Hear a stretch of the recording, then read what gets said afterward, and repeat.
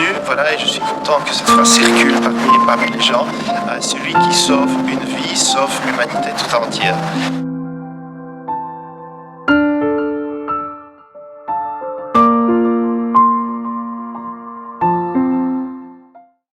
Bonjour, pouvez-vous vous présenter en quelques mots?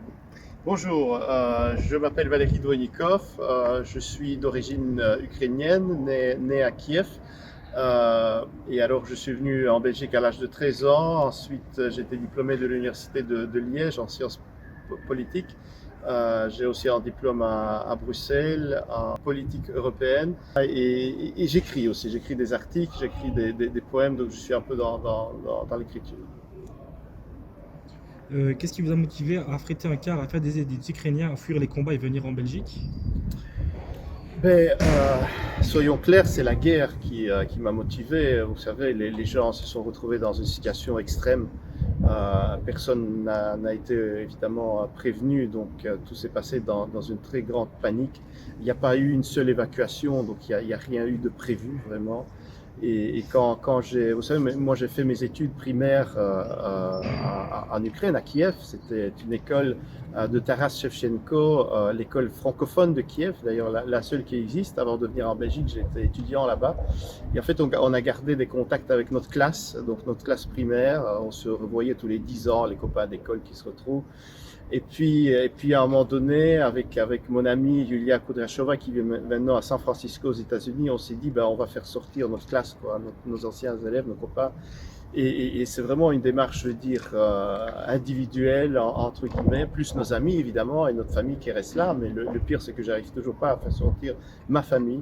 Mais enfin, on évacue ici les amis et finalement toute notre classe qui arrive progressivement à Liège. D'accord. Est-ce que vous pouvez nous parler de l'organisation des cars et comment se déroulent les trajets? Oui, alors avec le premier car, on a eu la chance d'avoir un car ukrainien gratuit, mais qui n'a pas fait beaucoup de trajets parce qu'il était dans un état un peu lamentable. Il faut dire que on fait ce qu'on peut avec les moyens qu'on a, donc c'est très difficile, mais on a réussi à sortir la première fois 49 personnes qui sont arrivées à Luxembourg, dont 11 sont arrivées à la ville de Liège, donc ici dans la région. Ensuite, on a eu 9 personnes qui sont arrivées d'Odessa, qu'on a guidées et dont on s'occupe pour le moment. Ensuite, on a eu 13 personnes, dont les familles des anciens élèves de l'école numéro 109 de Kiev.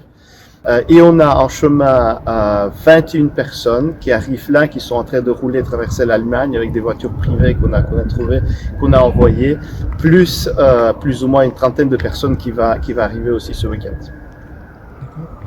Et les personnes que vous faites venir ici, elles sont hébergées où à Liège? Alors, la ville de Liège nous offre la possibilité d'avoir, mais c'est pas d'office, mais en tout cas d'après une demande, d'avoir une possibilité de les loger si les gens viennent la nuit.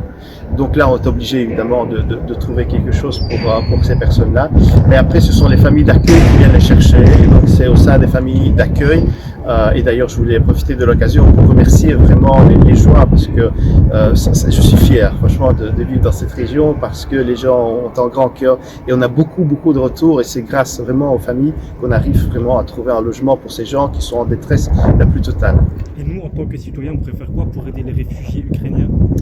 Tout est bienvenu. Vous savez, ces gens arrivent en chemise, ils n'ont pas de vêtements de rechange. Ce sont souvent des familles avec des enfants.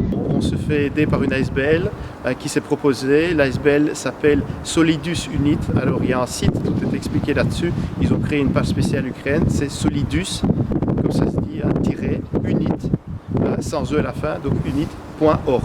Toute l'aide est bienvenue. En tout cas, il y a des rubriques pour les dons, pour organiser l'évacuation. Tout est expliqué sur les pages. Donc voilà, tout est bienvenu.